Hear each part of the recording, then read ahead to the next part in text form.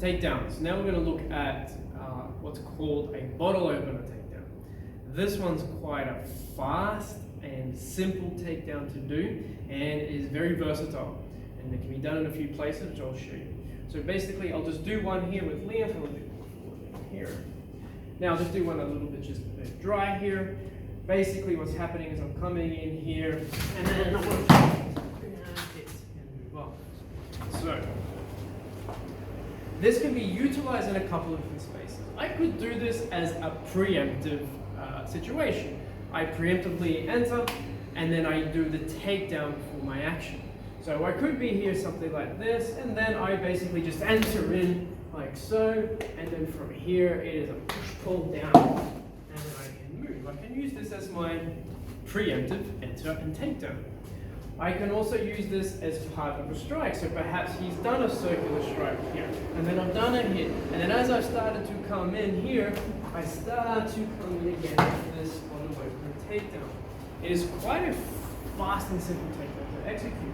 I could also implement this in from red set, so he's already done something perhaps, and then I've started to come in and hit, and then from here I will enter into a takedown.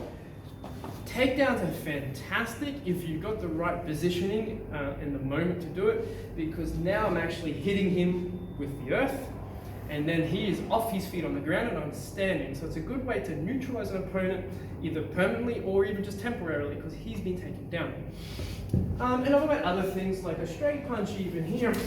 I can actually come in with this same type of finishing takedown.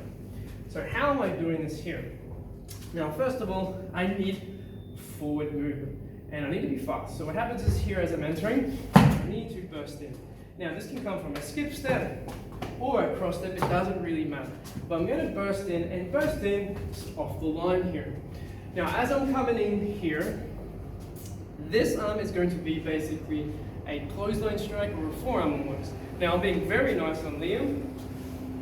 Typically, if you're doing this with aggression, I use this bag. As I'm entering in, this here is pretty much a pseudo strike with my forearm, blade forearm 2. Coming in, this is what I'm doing. And I'm coming in high, into his neck, but even better into his head here. And you can actually do this as a strike, as I just mentioned. Now, when I'm coming in here, I can come in quick and then go straight to the angle. I can also come in with a slight circular action to it, almost like a hook, and then I'm going to hook and clotheslining with my forearm. Making contact, I actually want a slightly bent arm, as you can see here. I don't want a straight arm, like an actual clothesline strike. I actually want a slightly bent, because what I want to do is cradle all of his head inside of this arm, because I'm using this to then tilt his head here. From here, my other hand, as I'm coming in here and I've got my foot deep off the line here, I need to be deep off the line, and you can see my body is in line with his body. I don't want to be too shallow here because I'm going to lose all my leverage here. So I need my foot to be deep, and this is what gives me the ability to compromise his balance with some leverage pressing. As I'm pressing high here with his head, he can also step his foot back. So I actually want to do a tighter tilt here. I'm going to put my outside hand, or the posterior hand, and I'm going to put palm to the small of his back here. And at this point here, I have then two forces acting over each other like so. And this is where I'm going to get a tight tilt over. And as I'm coming in here, this just immediately just slips here, and this hand presses. You can see how I've just moved Liam forward just by pressing through the small of the back. So I've got two opposing forces I want to do here. I'm not just resting this. And as this comes in here and I press, it's a very tight apex tilt over at this point. I want my foot nice and deep, and then watch how my arm is connected to my body. So if I actually want to keep the pressure and the momentum all the way to the ground, as I'm doing this here, I actually will, you can see, as I've hit, I've bent and leant over the hip to keep this pressure all the way to the ground here. So I'm going to be leaning forward and down with him. And I need a deep foot to do so.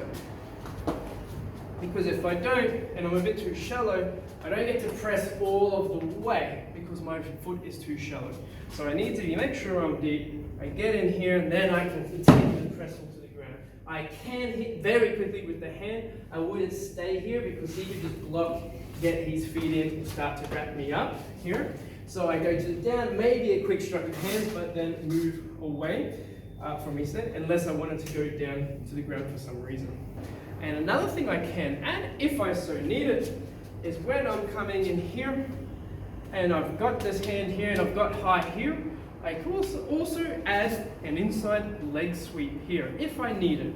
Usually you don't, but if you need a little bit more momentum, I can start to come in, and as I'm taking him down here, I can also sweep the inside leg.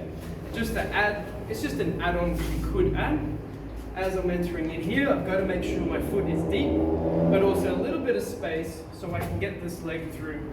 And as this leg's come through, I actually want to sweep out the back of his knee here with my calf muscle, and I want to sweep his leg and up. You can see, taking out that leg and lifting is really compromising his balance down, and I've got a lot of pressure from the top. So you could add a leg reap or a leg sweep to this bottle-opener takedown. And this takedown is also very usable within a lot of our self-defense problems. So we could be tangled up in here and striking, and all I need to do is my hand just needs to find the back, this needs to find high, and I can easily add this in to some clinch fighting and close fighting. And one of those self-defense techniques where you could utilize this bottle-opener takedown as a finisher is something like where we have sticks and bat attacks. Just very quickly here, he's swinging a vertical stick attack or horizontal, and basically what happens is I'm coming in here and I've got into my wrist and I'm hitting, and basically I could, for at this point, if I turn Liam here, I've got the wrap control, I am foot deep. From here I can quickly switch this hand, switch it to the head, and then from here I can pull this hand down, and then I can add here, and then I've got this.